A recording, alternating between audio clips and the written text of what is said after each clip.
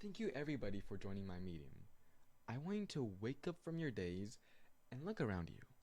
My room is going to have different stuff than your room at home. Different paintings, different TV, different empty wrappers. For however many differences there are between our room's contents, there will always be a similarity. One day, our normal everyday items will be considered artifacts. Crazy, right? But that doesn't mean you should hoard all your empty food wrappers just for your great great great grandson to inherit and sell it for whatever price they'll sell for in the future. At some point in time, items such as a rusty medieval crusader large spearhead was trash. But in the modern day of 2025, it is worth $178.50, including economy class shipping. Hey, speaking of medieval, this era of mankind has a lot of intriguing artifacts. Let's take a look at my beautifully constructed museum of non-tetanitis artifacts. The first artifact on my display is the very first one I found. Made around the late thousands by Bishop of Bayeux, William the Conqueror's half-brother, and Odo, whoever that is. This is the Bayeux Tapestry. Now, this isn't any ordinary art piece. This isn't a painting that you buy for $1,000,000 to reduce your taxes. I'm looking at you, Jeff Bezos. The art piece is 100% made of embroidered cloth, depicting the fight of M.O.M.A conquest in England, which occurred in 1066. Here's the real kicker. The art piece's length is 77 blank. Now, for a quick second, I want you to guess what units goes after the 77. The units are in meters. For some comparison, the Leaning Tower of Pisa is 57 meters tall. That's a really long piece of embroidered cloth. Kind of makes you wonder where it was stored for all this time, and how fragile it is to be prone to easy tearing. Hey, speaking of fragile, do you know what artifact isn't fragile compared to the above-mentioned arts and crafts project? The St. Edward's Crown. The crown jewels of England, known as the St. Edward's Crown, is the purest definition of monarchy.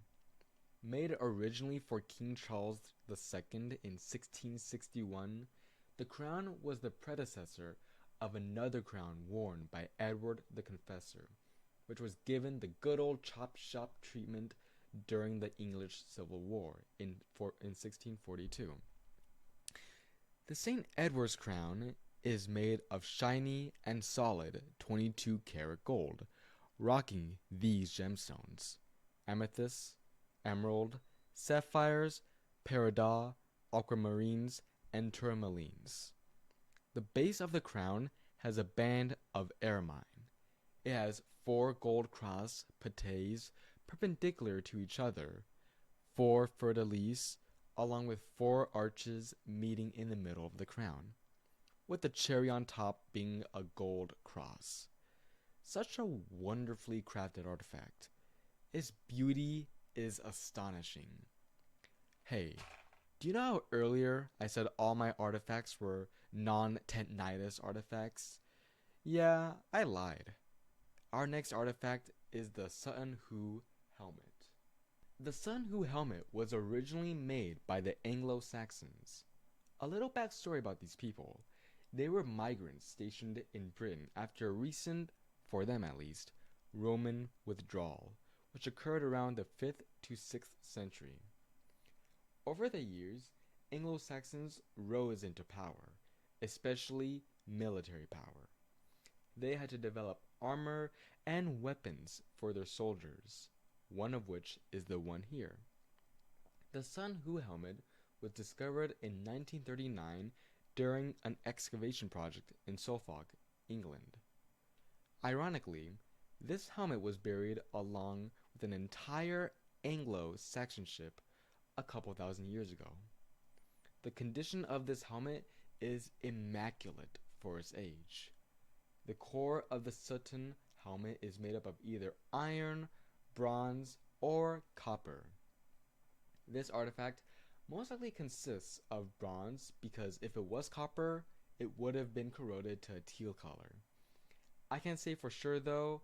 Unfortunately, I'm not Rick Harrison from Pawn Stars. I don't have a Sun Helmets expert guy right now on speed dial. If you have a problem with that, look at the rules section. And don't say, "You didn't make the rules!" I quite literally did. This is my museum. Hey, speaking of rules, our next artifact is the Magna Carta. The Magna Carta was like the Constitution before the Constitution. The Magna Carta, published in 1215 by King John of England, was a set of rights and rules called clauses for the king and government of England to follow. You might be wondering why the Magna Carta was introduced into the English law system, and here's why. In 1215, King John was a real big bully who would impose high taxes on people and commonly abuse his power as king. King John was really angering his people to the point where steam was blowing out of their ears and a civil war was bound to happen. But right before all hell broke loose between the common man and the government, English nobles were able to negotiate with King John and set up a peace treaty, ultimately giving the common man his own rights and limiting the king's and government's power.